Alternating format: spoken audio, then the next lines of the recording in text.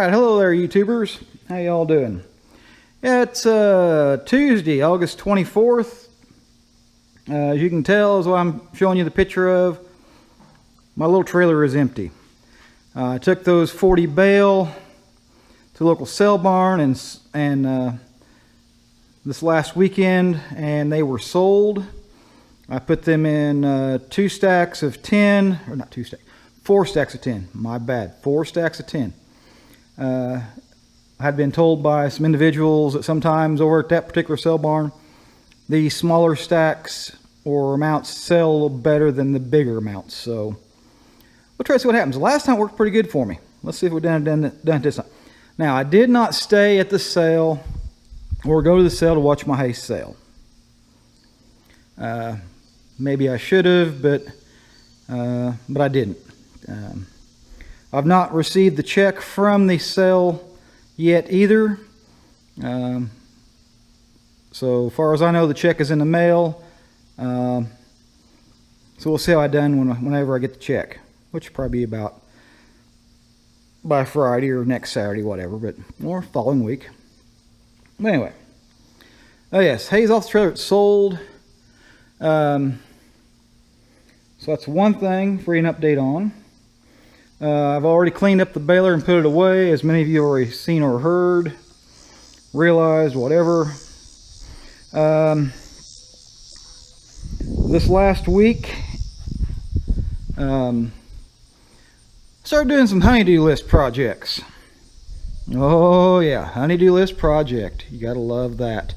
Happy wife, happy life. Good luck with that. But toy tractor and the old 806 here. As you can see, there's a chain hanging on the arm there, and hey, looky there on the hitch. That's right, I used a clevis. These 2 tractors got put on the honeydew list project of landscaping. So I've spent several days working on a landscape project for the wife. Like today, I'm just going to take it easy and make you guys a video and then put it up. So hang on a second, I'll show you what. Alright YouTubers, here we go. Used to be a hedgerow that went along here on my drive, and she said we need to take that out. And that's got a little uncontrolled, a little ruling, whatever, but so we've taken that out. Now I've got to get some grass seed and put down and do all that, but the 806 got to pull all this stuff up, and then the toy tractor got to shove it over into a pile over off the shop. We're in a far corner, and I'll show you that. I'm going to jump around a little bit on you. And then another project. Now, I know if you've seen my past videos of baling hay, you've seen the hedgerow along here, and you've also seen the old barbecue pit. And as you can see, it is now a pile of rubble. So yesterday we took some more stuff down on it, and we're piling it up kind of a little bit at a time. I wish I knew somebody here local that wanted some, rip rap, ruffle, wanted this crap to go throw off in a wash along a creek bank or wash along her field, whatever. The wife has a wild hair. She wants to use some of these brick from the barbecue pit for a sidewalk project she has. It's going to be done from her little wood shop back to our house. But yeah, a little bit more cleanup work to do here. Got to take this stuff's all piled on concrete. That's all piled on the concrete there yet. I got to take up yet. But I need to get rid of this, then take this out and go from there. Now I did break out the old antique Black & Decker hammer drill, put a chisel tip on it, use it like a jackhammer, and broke a lot of this stuff up. A little easier to handle. and go from there. That's a lot of work with that thing, but it did good. Hang on a second, I'll show you something else. And here you go, YouTubers. Here's the pile of hedges and brush that got pushed across the field with the toy tractor. And I literally despise mulberry trees. Birds eat them and they poop on the cars and make a hell of a mess.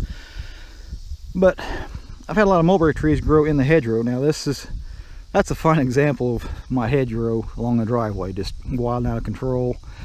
Used to keep them trimmed up, but here lately, last few years, I just kind of let them go. The taller they grow, the better they'll make for a wind block.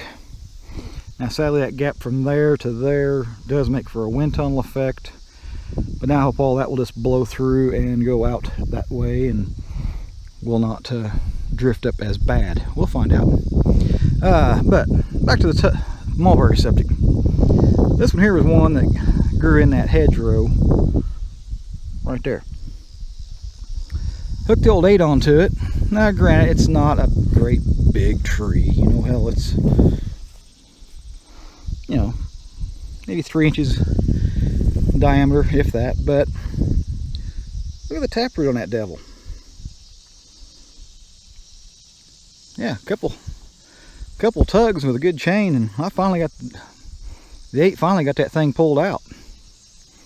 Now there were several of, don't make my fingers in the way. There were several of these that had some pretty good root balls on them, and they made the old 8 talk.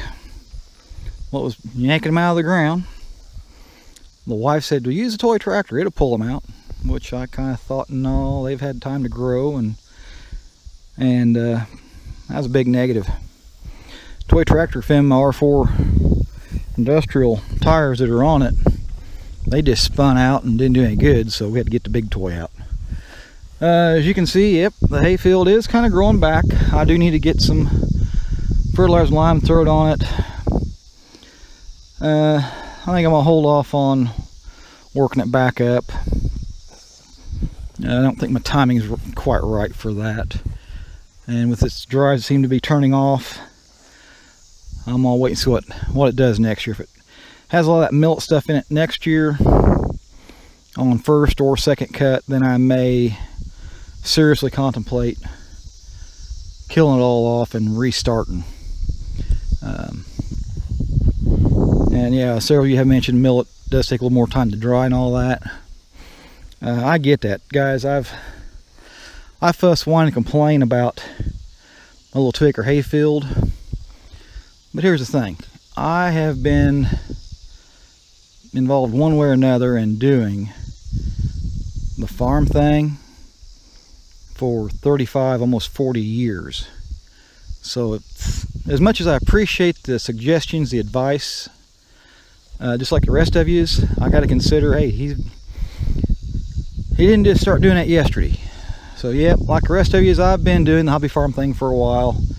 Hobby farm was bigger years ago, and like I think I mentioned in another video, I'd always told my dad, as long as you want to do the farm thing, we'll do her.